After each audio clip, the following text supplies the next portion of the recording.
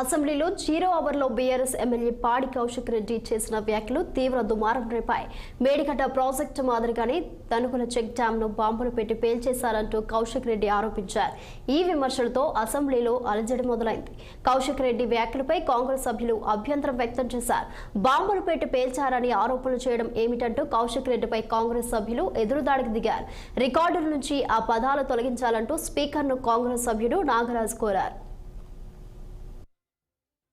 మా హుజరాబాద్ నియోజకవర్గంలో కల్వల ప్రాజెక్ట్ అని మానకొండూరు కాన్స్టిట్యున్సీలో వస్తుంది. బార్డర్లో దాని కింద ఆయకట్టు 6-7 వేల ఎకరాలు వస్తుంది. దాన్ని 2023లో భారీ వర్షాలతో పడ్డప్పుడు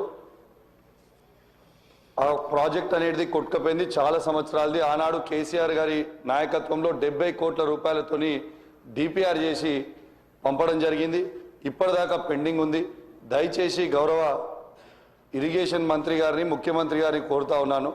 ఆ ప్రాజెక్ట్ని దయచేసి శాంక్షన్ చేసి కంప్లీట్ చేస్తే కింద రైతులకి 6-7 వేల ఎకరాల ఆయకట్టు వస్తుందని చెప్పి కూడా ఈ సందర్భంగా తెలియజేస్తా ఉన్నాను. అదేవిధంగా అధ్యక్ష, మొన్న నా నియోజకవర్గంలో చెక్ డ్యామ్ని రాఘవ కన్స్ట్రక్ట్ చేసింది.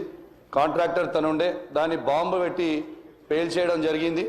ఎట్లయితే మేడిగడ్డను బాంబు పెట్టి పేల్చిండ్రో ఇవాళ తనుగుల చెక్ డ్యామ్ని కూడా బాంబు పెట్టి పేల్చిండ్రు. మా హుజరాబాద్ నియోజకవర్గంలో